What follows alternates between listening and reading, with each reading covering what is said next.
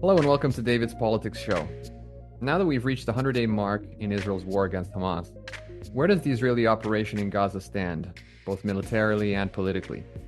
And lifting our eyes to more distant horizons, how is the strategic force field changing in the Middle East as a result of the historic caesura that October 7 already represents? To discuss all this and more, I'm delighted to be joined on the podcast by Dr. Ahron Bregman, Senior Teaching Fellow in the Department of War Studies at King's College London. Dr. Bregman reached the rank of major in the Israeli army before leaving to work in the Knesset as a parliamentary assistant and subsequently earning a doctorate at the Department of War Studies in 1994. He has worked as a consultant and associate producer on 2 major BBC documentaries and has written a number of books, including A History of Israel, Cursed Victory, A History of Israel and the Occupied Territories, and most recently, The Spy Who Fell to Earth, My Relationship with the Secret Agent Who Rocked the Middle East. Dr. Bregman, it's a pleasure to have you on the podcast for the first time. Welcome. Hello, David. Thank you for having me. So, Dr. Bregman, I'd like to begin our conversation by just asking you to give us your assessment of where things stand right now, 100 days into this war. Maybe we can start with the Gaza Strip, obviously, but also then looking further afield to Hezbollah in the north and the West Bank. More than 100 days into the war in Gaza, and the Israelis have many tactical achievements, but they are far from achieving the big strategic goals of the war, which are 2. Number 1, to topple Hamas, and number 2, to release the hostages.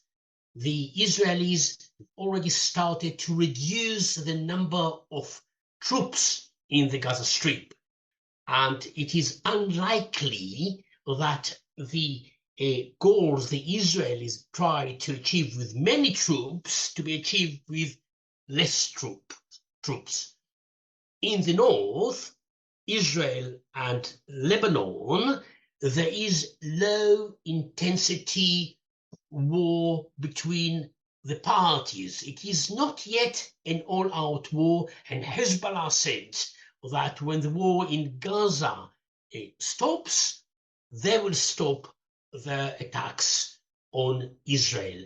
On the West Bank is boiling. It is like a kettle with boiling water in it, and the lid is on the pot, but just it could fall any moment now. Yeah, that could be the next shoe to drop. I want to get back to the question of the relationship between the military operation and the objectives that the politicians set for the army, because that's obviously a crucial aspect of what's going on. Let me kind of briefly ask you to kind of cast our minds back to the actual day, to October 7 itself. There's been a lot of talk, of course, about intelligence failures, and but it seems to me that there's a bit more unpacking of that needs to happen intellectually, right? What does it mean for something to be an intelligence failure? We already know, and of course there will be many, there'll be reports and inquiries and all kinds of things in the months and years ahead. But we already know that there was a lot of evidence of what Hamas was planning. Some of it was even in the open, right? It had to be in the open. I mean, the paragliding, you can't do that on the ground. It's clear that the intelligence services knew about some of this stuff, but it seems to me that the real cause, at least from kind of proximate tactical point of view, was that the Israelis, in a sense, didn't believe what their very eyes were telling them, right? What is your sense of what caused that blindness in the intelligence community? Let me start by saying that there will always be surprise in war. There was Barbarossa, there was Pearl Harbor, there was, of course, the Yom Kippur War in 1973 when the Israelis were caught unprepared, and there was intelligence failure on the 7th of October too. The main problem was that the Israelis focused on the intention of the other side rather than on the capabilities of the other side. The Israelis believed that it is not the intention of the other side to attack them, that the other side, Hamas, is deterred. They will not dare attacking Israel, and only if you could bribe them by letting them having jobs in Israel or giving them money through Qatar, they will be happy and not attack. Instead, the Israelis should have concentrated on the capabilities of the other side. They should have said, oh, they have so many forces ready to attack us. They are, preparing themselves to attack. Maybe we should do something about it. So focusing on the intention of the other side was the big mistake. By the way, this was also the problem in the 1973 Yom Kippur War, when the Israelis believed that Egypt and Syria will not attack, that they are deterred, etc. But there is another dimension to this surprise attack on Israel, and it is to do with the fence, with the line of defense that separated the Gaza Strip and Israel. At the time, there was a very good, very sophisticated fence separating the Gaza Strip from Israel, with cameras, with sensors, etc. Now, the problem with lines of defense and fences of defense, if you want, is that they always fall, they always collapse, they never survive, because because there is a psychological dimension there. You think, oh, there is a fence of defense, a very sophisticated fence of defense. I'm protected. And the moment you believe that you are protected, you start cutting corners. Yeah, so, you drop for your example, guard. Yeah, exactly. So the fence is good as long as there are enough forces protecting the fence. If all the forces and many of the forces on the eve of the Hamas attack were not there, they were on the West Bank. If the forces are not there, that the fence is useless. Yeah. And so these two things, I think, are at the heart of the problem of the surprise attack on Israel. The fact that Israel focused on intention of the other side rather than on the capabilities of the other side, and the very existence of a fence which was useless when the attack came, because it was a fence without forces. Yeah. Well, speaking of intentions, let me ask you to give us your thoughts on Sinwar. What do you think his objective was with the operation itself? And what do you think his mindset is now? Has he, in a certain sense, achieved what he wanted? I mean, did he want a kind of a massive Israeli or an Israeli retaliation that would bring the issue of the territorial struggle to its final kind of apotheosis? Was that his intention, or where do you think his mind is now? In Palestinian history books, two Palestinian leaders will be mentioned more than the others.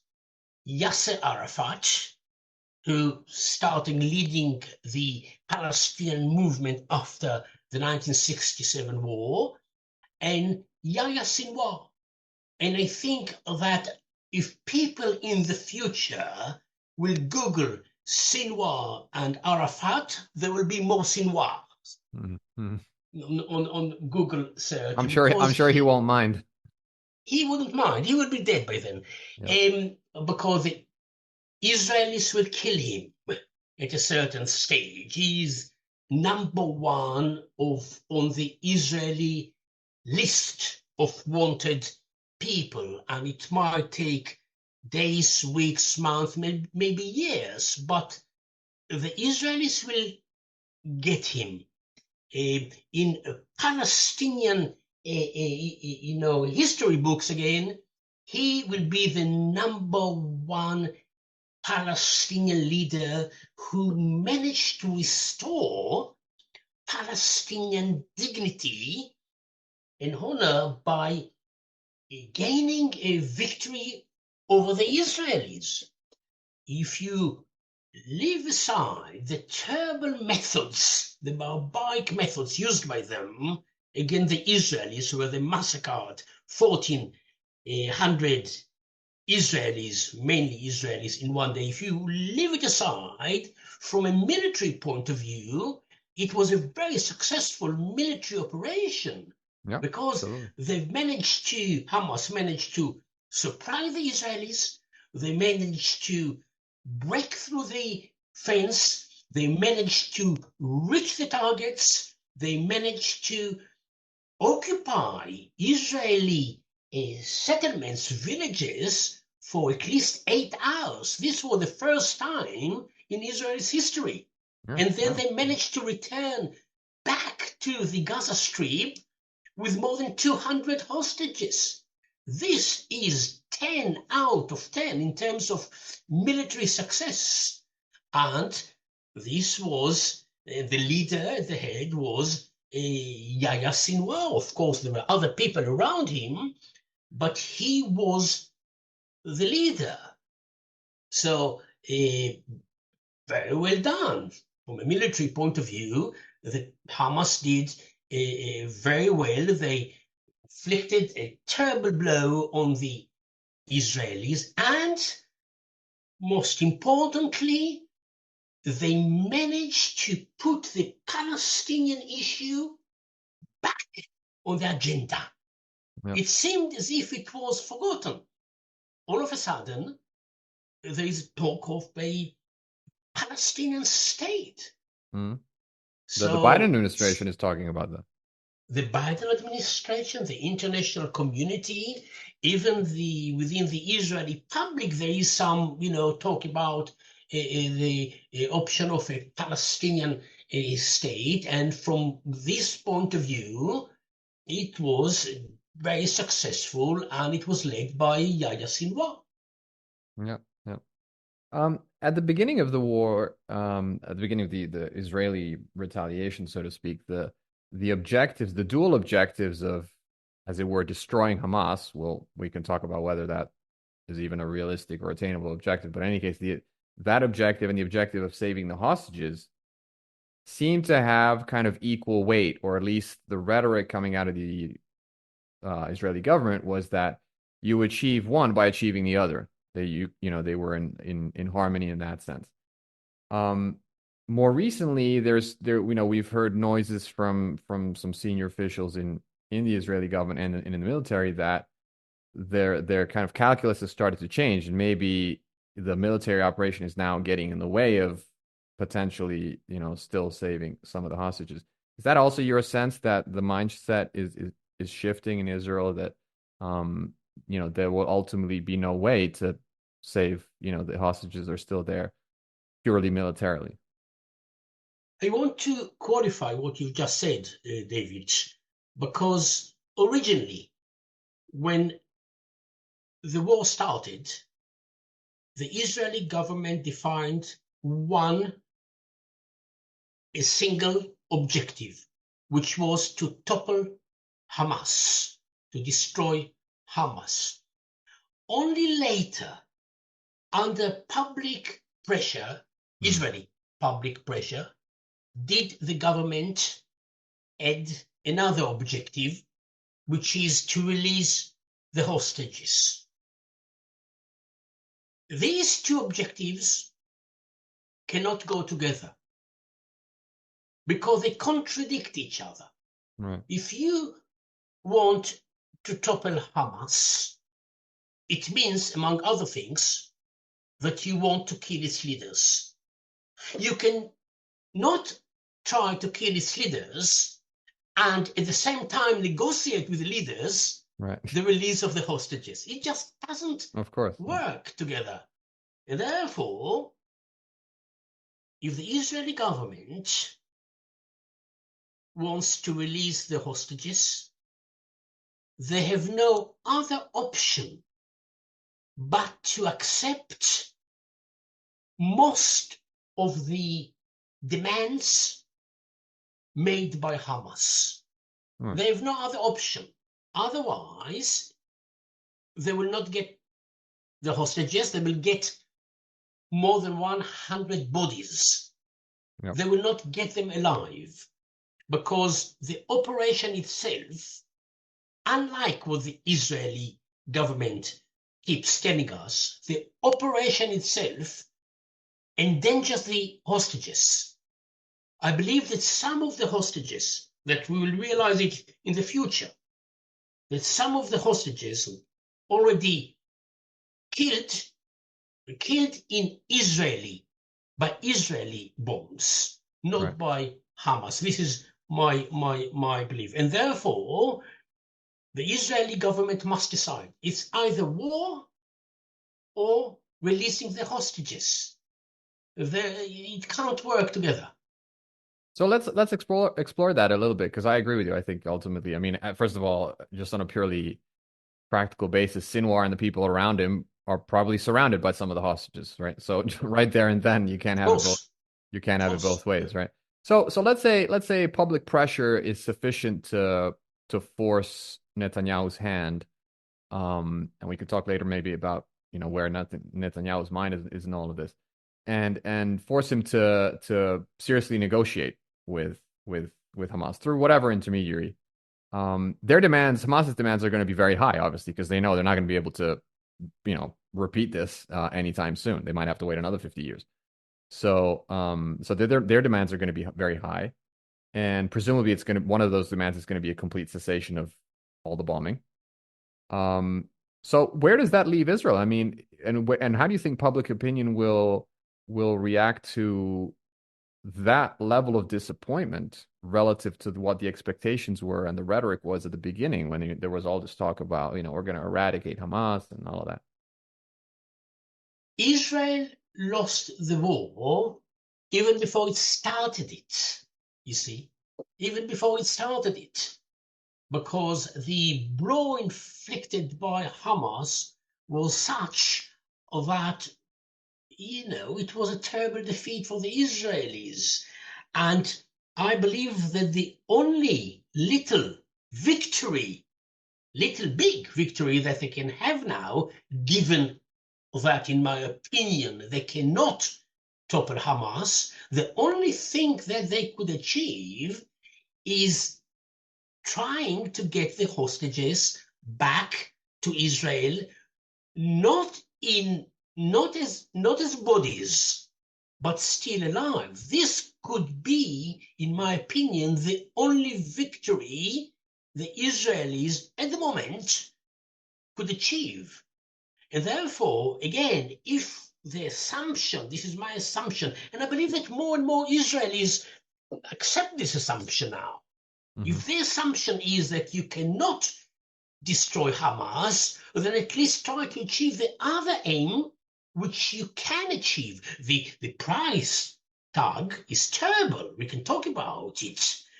But at least you can get the hostages back. Otherwise, the state, the number one task of a state, of this organization, which we call a state, is to protect its citizens. Right. The Israeli state failed on the 7th of October to protect its citizens. At least it should try and release those who are still alive, and it will be a sort of victory, I would say. Hmm. Um, okay, so let's talk a little bit about Netanyahu himself. He's obviously the center of events. Um, my sense is that he's kind of stalling. He's trying to kick the can down the road because he's afraid of what will come after, right? Of the political reckoning that will come once the whole, this whole situation starts to die down a little bit. Where do you think he is? Where do you think his mind is at now? Does he have a plan at all, or is he just trying to survive day to day? He keeps telling us that the war will be long. He is saying so for two reasons. Number one, if you want to topple Hamas, it will take you years. And number two, he wants it as a long war. He wants the war to continue, different intensity, maybe not, the way it was when the war started, but he wants the war to continue. Otherwise, there will be pressure on him to go, and rightly so. He was the person, the leader, who was there when the terrible defeat was inflicted, a terrible blow was inflicted on Israel. And number two, his entire strategy failed on the 7th of October. Why? Because he believed that it is good to have Hamas in the Gaza Strip. Yeah. And he actively supported it. He allowed money to come from Qatar to the Gaza Strip to keep Hamas in power. Because for Netanyahu, his strategy was to divide Gaza from the West Bank.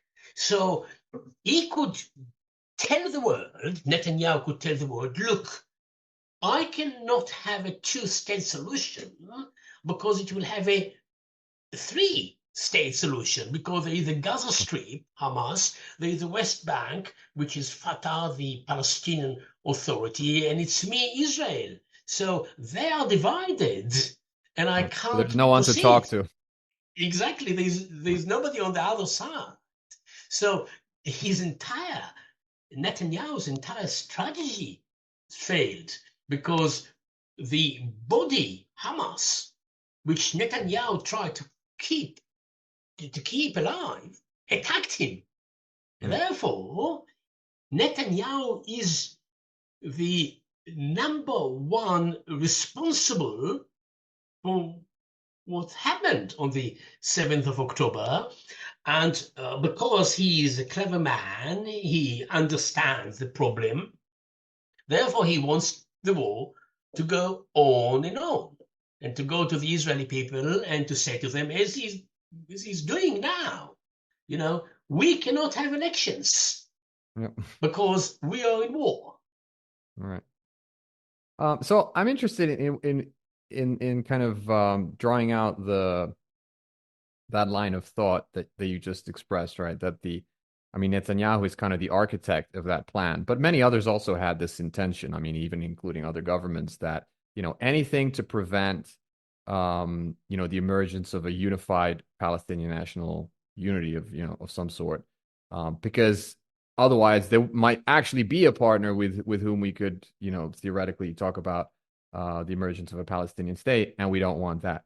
So it seems to me that there are two different directions in which kind of the Israeli sort of mindset could go here. One is, look at what these people did to us on October 7. You can't talk to these people. They only understand violence. You have to dominate them even more, right? And just make sure that this never happens again.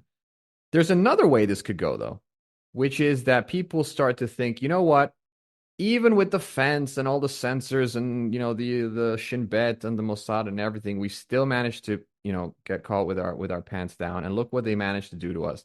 Maybe maybe the military domination and the absence of a kind of a political structure isn't the answer.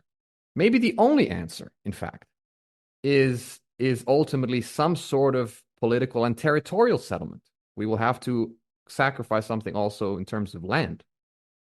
Where do you think? And this is a kind of. It seems to me that this is a bifurcation in the road, right? Where in a certain sense, the Zionist project itself has to decide what it wants, right? How do you see that playing out? When I look at the Israeli public, at the moment, they are so angry. They are so humiliated. They are so depressed, upset, and so on, that the only thing they want even my friends in Israel, whom I consider politically center or center left, even they think that the only thing to do now is to hit back very hard at the Palestinians. But long term, the only way to end it, to end the violence, the Gaza Strip, the West Bank, is to have some sort of a political solution to the problem. And by political solution, I mean ending the Israeli occupation of the Gaza Strip and the West Bank, and allow these parts, the Gaza Strip and the West Bank, or most of it, to be connected by a bridge or maybe by a tunnel. The Palestinians are very good doing tunnels, so they can connect it Yeah, with a tunnel. they've demonstrated Yeah. that. Yeah.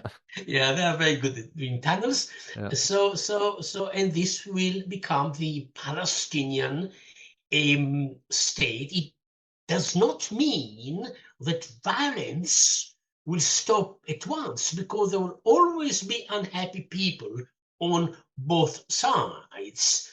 But long term, it should calm down the situation, because the Palestinians will have something to lose, Sure. which And will, something to hope for. and something to hope, exactly. Their own state, their own, institutions, etc. When people have nothing to lose, they fire missiles and they try to occupy the other side. But Sure. you want to create a situation whereby they are, or most of them are, relatively happy with what they have, and they want to keep it and not to lose it in war. So the bottom line is that it is only a political solution that could put an end to this violence. Do you see a path to getting there in terms of Israeli domestic politics? I mean, presumably a government. I mean, right now there's this kind of special war cabinet, but in the sort of previous Netanyahu administration, we have people like Ben-Gvir, Smotrich. Presumably, they're not gonna be look favorably upon that kind of policy. How do we get from where we are now to a situation where it's politically feasible in Israel itself to even propose something like that? Well, at the moment, Israel, or in recent years, Israel moved to the right. So you need to move them back to the center in order to do what I'm proposing here, which is not only me, everyone is. Sure. Biden proposed, people who so what will bring it is exhaustion, by which I mean that in the discipline of international relations, you have a term which is ripeness. Ripeness, like the fruit is ripe, you can eat it. Mm-hmm. And when we will have ripeness, in Gaza, Israel, and the West Bank, there is a chance that they will move in the direction I'm talking about, which is a two-state solution. By ripeness, I could change the word ripeness with exhaustion, tiredness, when there will be, it's not nice to say, when there will be enough blood. It's terrible to say it, I know, but I want but it's true. to emphasize the point. When there will be enough suffering, or the level of suffering will be very high, then they will start moving in this direction.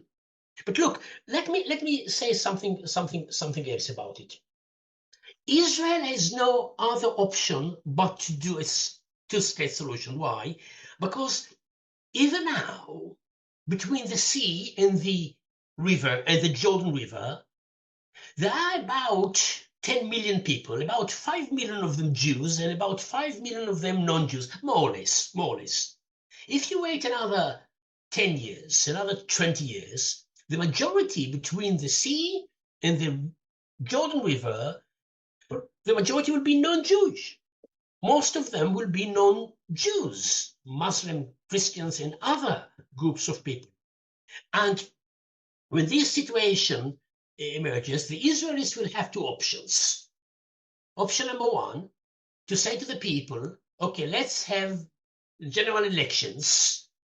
If they do it, there will be an Arab government between the sea and the Jordan. The other option would be the Israelis, the minority, saying, no, you Muslims of the Gaza Strip, of the West Bank and Jerusalem, you are not allowed to participate in general elections, in which case Israel will be an apartheid, South Africa apartheid state, if you want. Of course, South Africa is not an apartheid state anymore, but you see what I mean. You see what I mean. So this is the reality. You know, if they don't separate, if they want to survive as a Jewish state in this region, they must separate for the Palestinians. Otherwise, they will be the minority.